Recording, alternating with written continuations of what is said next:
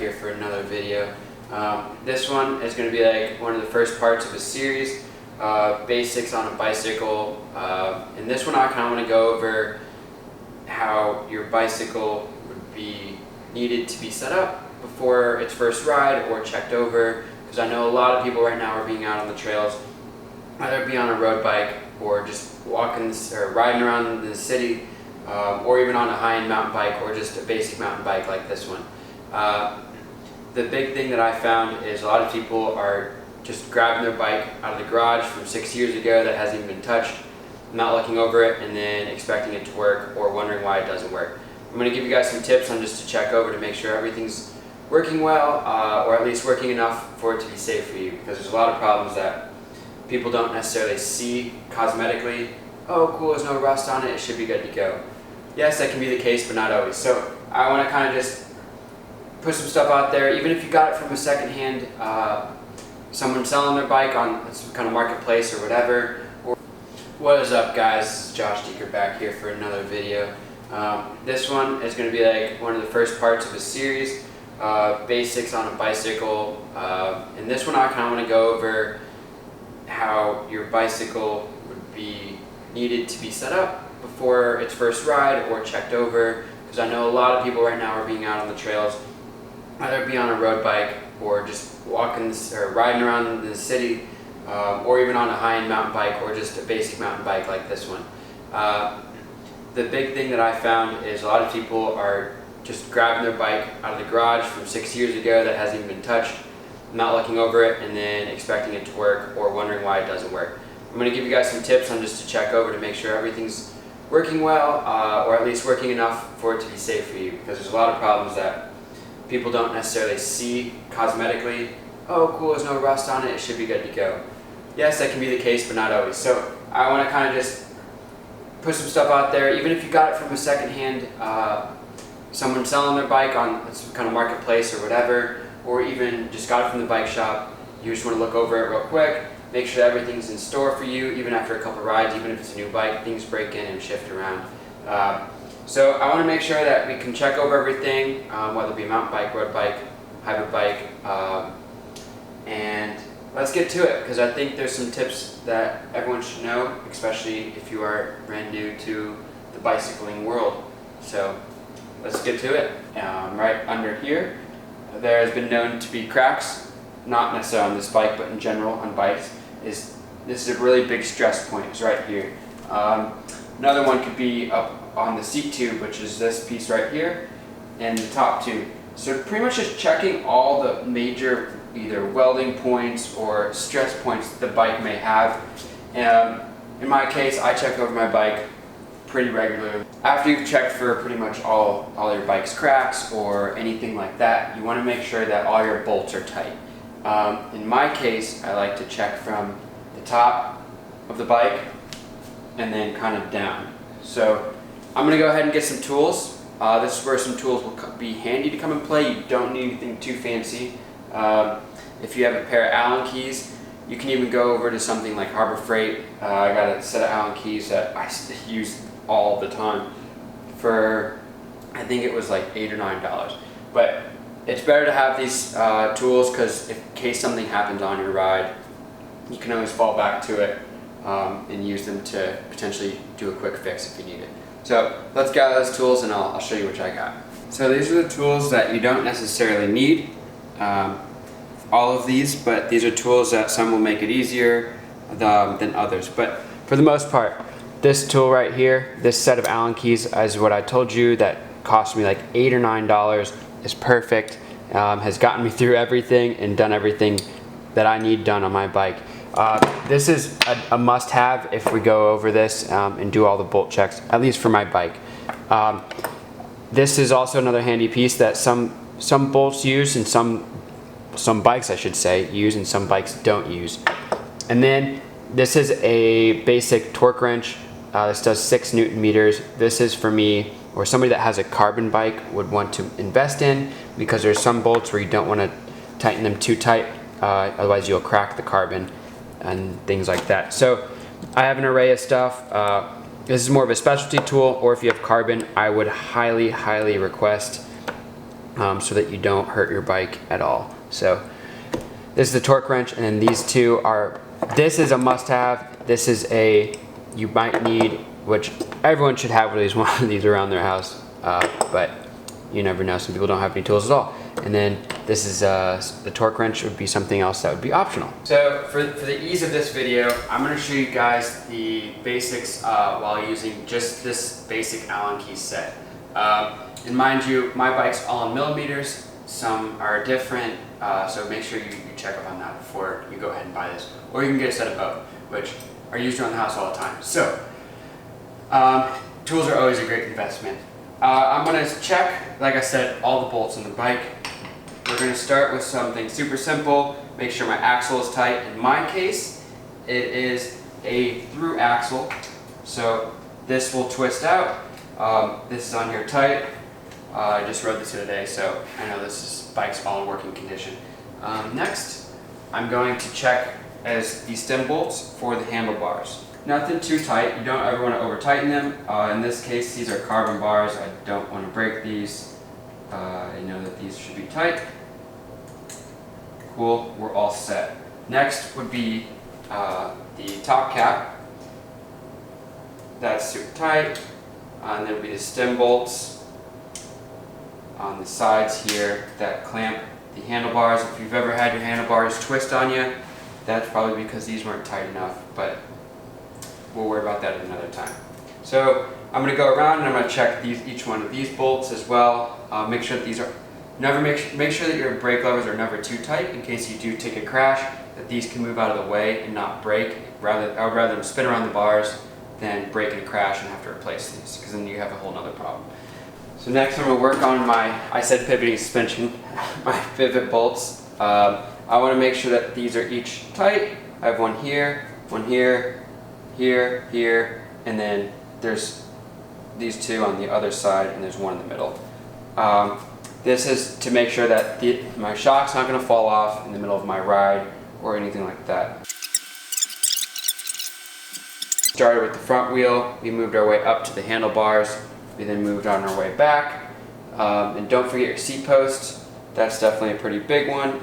Little piece that is a little clamp.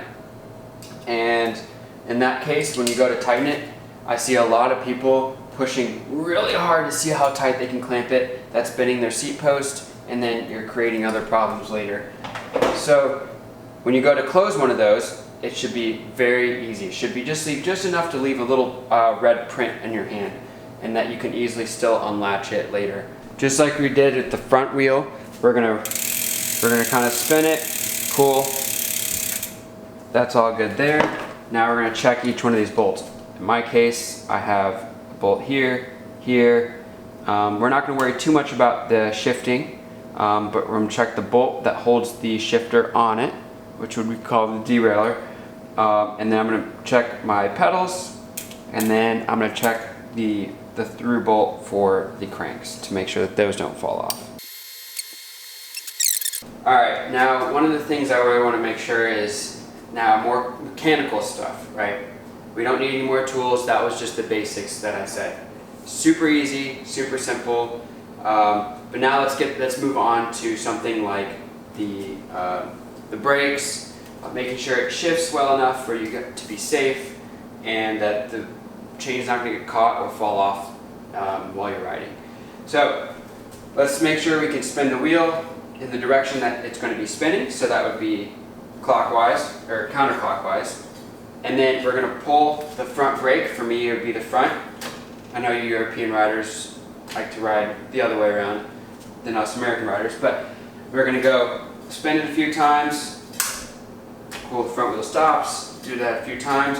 Maybe even try to like slowly slow it down, just to make sure that that works as well. Because nothing worse than starting to ride and you can't brake or stop. We're going to do the same exact thing with the rear wheel. We're going to spin it a few times. Alright. Maybe modularly slow it down.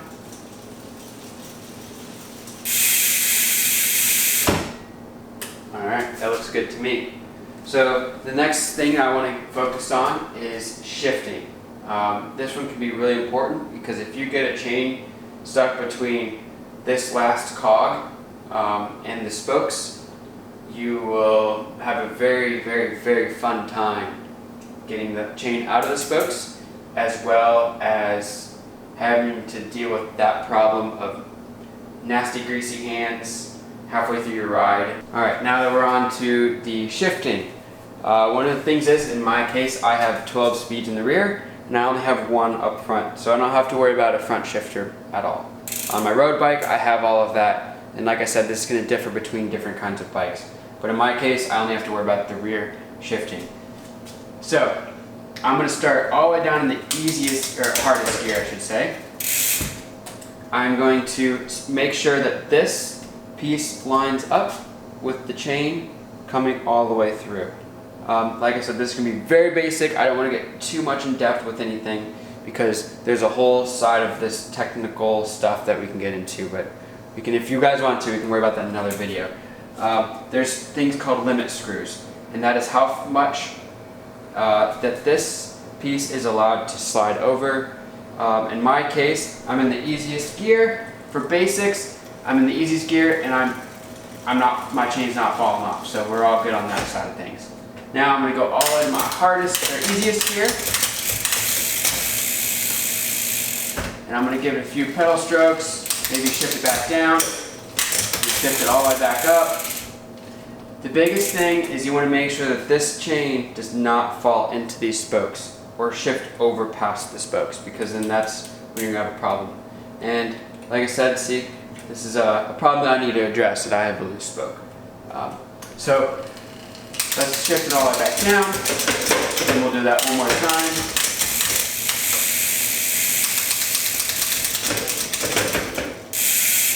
Alright, I think I'm all. This is super basic stuff, but it's something I think that everybody should know. Now, everyone has their own way of doing this. Mine is just cycling through the gears, and I just let this rub across the chain,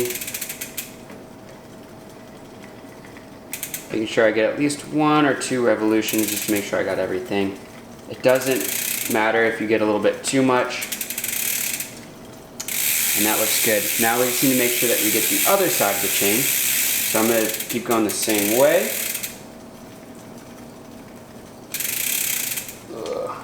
Now some people will just turn the cranks backwards and just go the other direction as well, which is fine.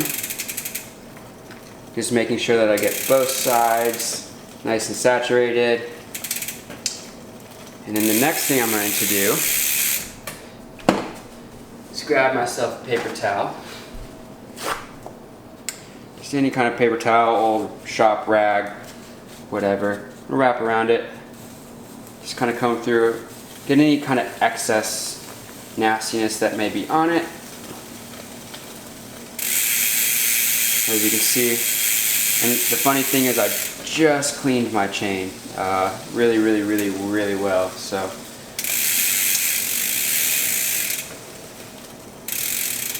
cool, just getting any kind of excess grease off, but making sure that there's still enough on there and it looks nice and shiny to where I can rub my finger and I can definitely feel that there's stuff on there. Sweet. So that's how I lube my chain.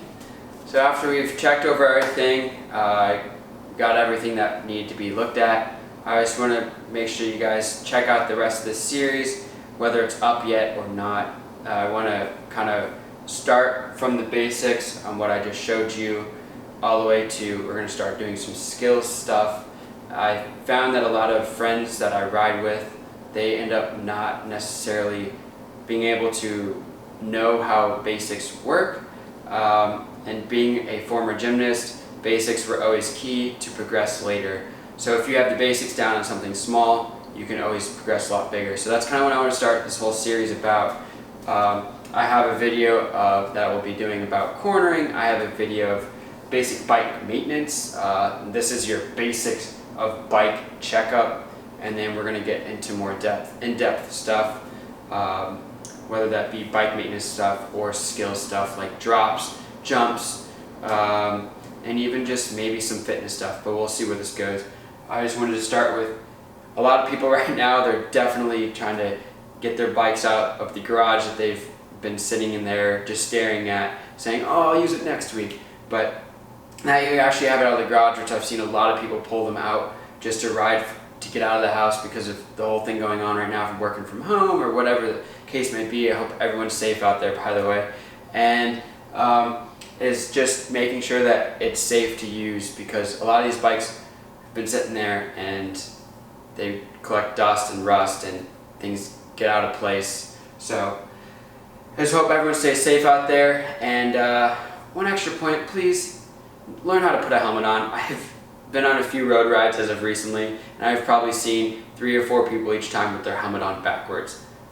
I know it should be something that is just known to do, but I guess some people don't. So this is definitely one of those reasons why I'm saying let's make sure that our bike actually is in working condition, very basic working condition before we get out there. But get out there and have fun, and I will see you guys in the next video. I hope you enjoy it.